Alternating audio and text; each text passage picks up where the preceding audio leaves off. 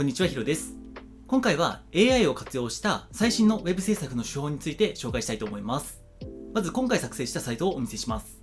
これは画像生成からコーディングまで全て AI を使って制作したものです。これまでの AI が制作した Web サイトだとどうしても AI っぽいなだったりとかテンプレートを使ったのかなみたいな簡易的なデザインが多かったと思うんですけれども、最新の AI を使えばこのクオリティの Web サイトが AI だけで作れちゃいます。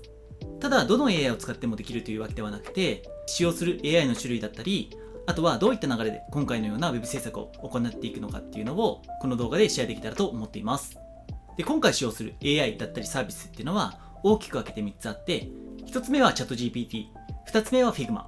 3つ目は Claude Code です。ChatGPT は最近話題になってるんですが、イメージズ 2.0 という新しい画像生成の技術がリリースされました。で、そのイメージズ2の生成のクオリティが今までの AI に比べて格段と上がってきたので、今回はそれを活用したいと思います。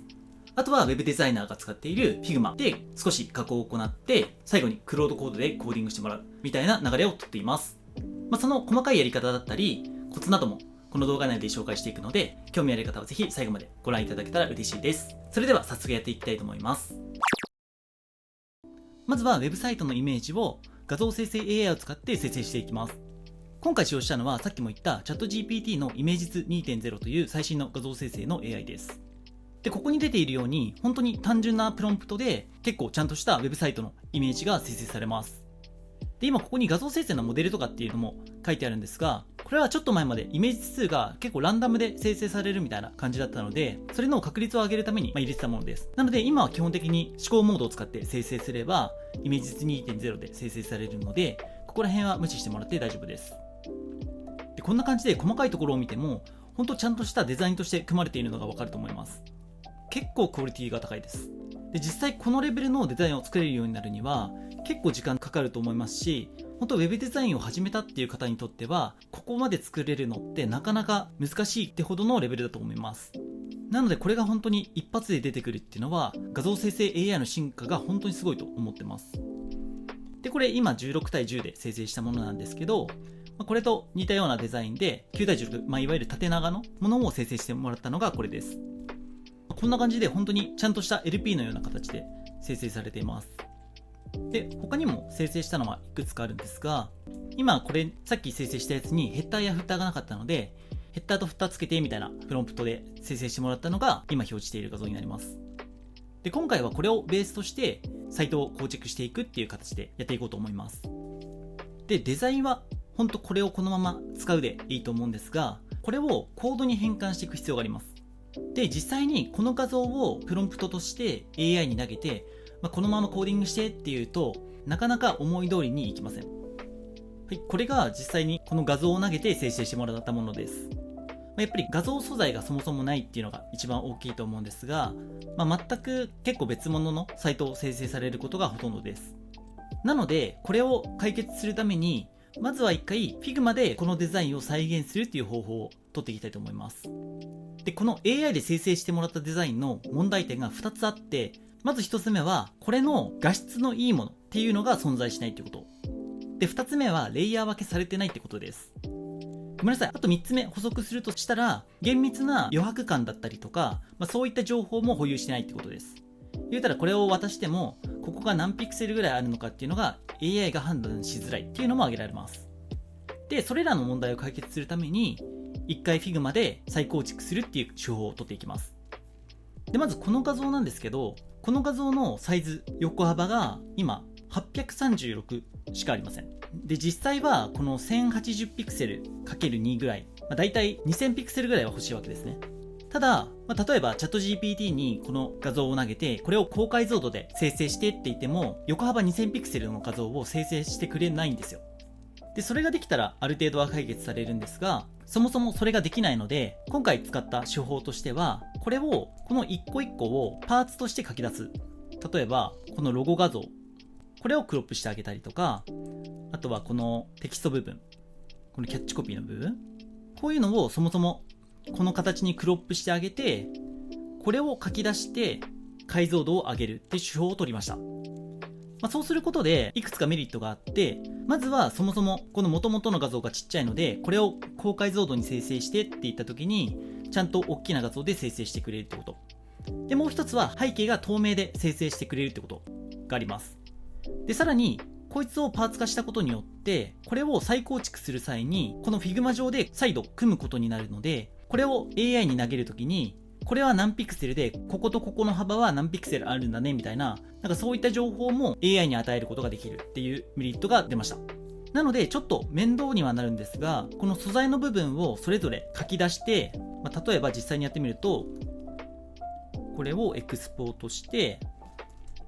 例えばチャット GPT に解像度を上げて、全く同じ画像で再生成みたいな感じで投げてみます。はい。するとこんな感じでめちゃくちゃ解像度が高い状態で生成してくれます。なのでこれをまたダウンロードしてさっきの Figma 上に持ってってあげる。で、これでさらに Figma 上で再構築していくっていう形をとります。で、必要に応じてこれも Figma 上で背景を削除ができるので、そういった機能を使いつつこれと同じものを再現するっていう形で組んでいきます。で、ここでアプリの料金について説明しておくと、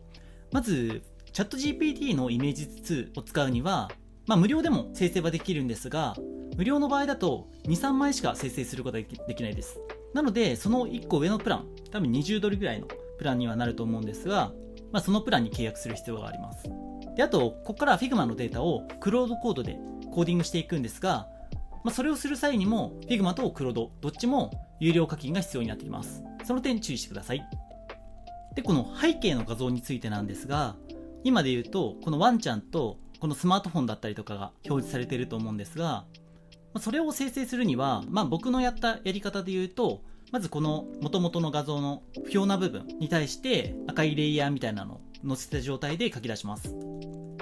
で、それをチャット GPT に読み込ませて画像と全く同じものを生成してもらうっていうのと、この赤くした部分に関しては自然に削除してくださいっていうプロンプトを投げました。するとこんな感じでほとんど元々の画像を崩さずに、この不要な部分だけ削除された画像が生成されるみたいな形を取ることができます。はい。なのでそんな感じで再度組んだやつがこれになります。で、このバッジの部分だったりとか、あとこの特徴の部分、このタイトルの部分だったりとかも全部書き出した上で高画質で再生成しているって形をとっています。で、このテキストの部分、文章だったりとかこのナビゲーションの部分に関しては普通の Figma 上のテキストで作っているって形になってます。はい。Figma の加工方法としてはこんな感じです。ちょ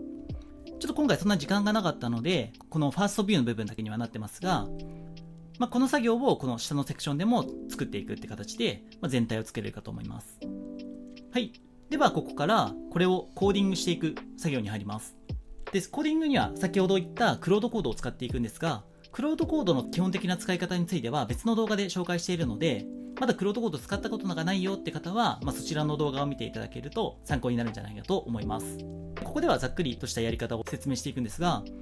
まずプロジェクトフォルダを作って、そこでクロードコードを立ち上げます。で、クロードコードで Figma の MCP ツールを連携することによって、Figma のデータをクロードコード上で読み取れることができるので、その機能を使ってさっき Figma 上で再構築したこのサイトを HTML、CSS で再現してみたいなプロンプトを投げます。すると一発で全てがうまくいくわけではないんですが、ある程度同じようにクロードコードがコーディングしてくれます。あとはほんのちょっと微調整するだけでこんな感じのウェブサイトが構築できます。で、実際問題この PC の画面はデザインもコーディングもほとんど AI を使って再現することができるんですが、レスポンシブに関してはまだなかなか全て AI でやっていくっていうのは難しいと思っています。で、実際に僕も AI でいくつかサイト構築してきたんですけれども、レスポンシブの部分に関してはやっぱり細かいプロンプト、例えばこのタブレットサイズのタイミングでナビゲーションをハンバーガーメニューしてだったりとか、このタイミングでこれを縦並びにしてみたいな細かい指示が必要になってくることがほとんどでした。課題としてはそのレスポンシブ対応がまだまだちょっと手をかけなければいけないっていうデメリットはあるんですが、この PC サイトのベースとしてはデザイン制作からコーディングまで全て AI を使って生成が行えるっていうことができるようになってきました。なのでこれ毎回言ってるんですが、本当にデザインだったりとかコーディングっていう今まで手を動かしてきた作業をこれからは8割方9割方 AI がやってくれるようになるので、僕ら Web デザイナーがやることとしては、そのサービスや企業がどんな見せ方をするのが最適か、いわゆるブランディングだったりとか他にもサービス設計の部分を僕らが考えて、それをもとに AI を活用して、短時間で仕上げていくみたいな、そういう働き方に今後変わってくるんじゃないかと思います。なのでこれからの Web デザイナーとしては、いかに作業ができるかというよりかは、いかにブランドや企業のことを考えて制作が行えるかっていうところが重要になってくると思うので、その点意識して今後の Web 制作をしていけるといいんじゃないかと思います。この動画が少しでも参考になったという方は、いいねとチャンネル登録していただけたら嬉しいです。最後までご視聴いただきありがとうございました。